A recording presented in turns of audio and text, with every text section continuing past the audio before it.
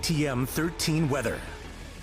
Looks like a typical June day out there, and it has been the hottest day of the year so far. Birmingham's high of 94 makes this date the hottest of 2023 to date.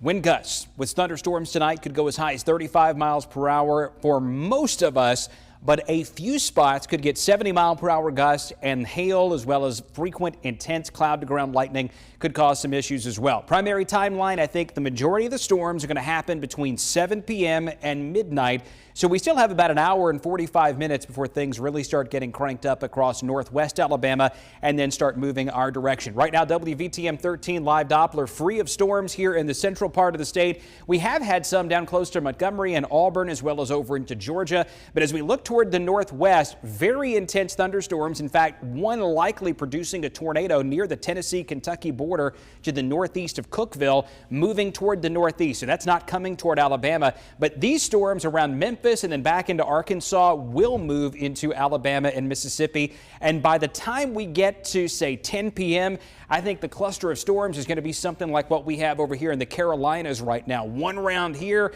another round just getting started here, tracking down toward the south, and that will be in the Birmingham metro area after about 8 o'clock this evening. Now, here's one of the simulated radar products that we have. I don't think the timing on this is very good, but it gives you an idea of how the storms are transitioning down toward the south and using up a lot of that heat and humidity. There will still be lots and lots of fuel ahead of those storms, so they're not likely just to die out when the sun starts to go down later on this evening. An enhanced risk of severe weather. There are no watches or warnings in effect in Alabama right now, but here's your timeline. From about now to 9 o'clock, storms getting close to Highway 278. From around that time period through midnight, transitioning through Birmingham, through Shelby County, Gadsden, Attala, Oxford, Anniston, Jasper, Tuscaloosa, down to Clanton, and then they'll move down to the south beyond that. And I think by tomorrow morning, we start to see a much quieter situation developing.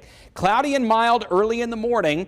Overnight, we didn't see much in the way of thunderstorm activity once this batch of storms moves out. And then Monday looks like a drier, quieter kind of day, cooler as well. And then more impact weather Tuesday, Wednesday, Thursday with heavy rain and the potential of some flash flooding.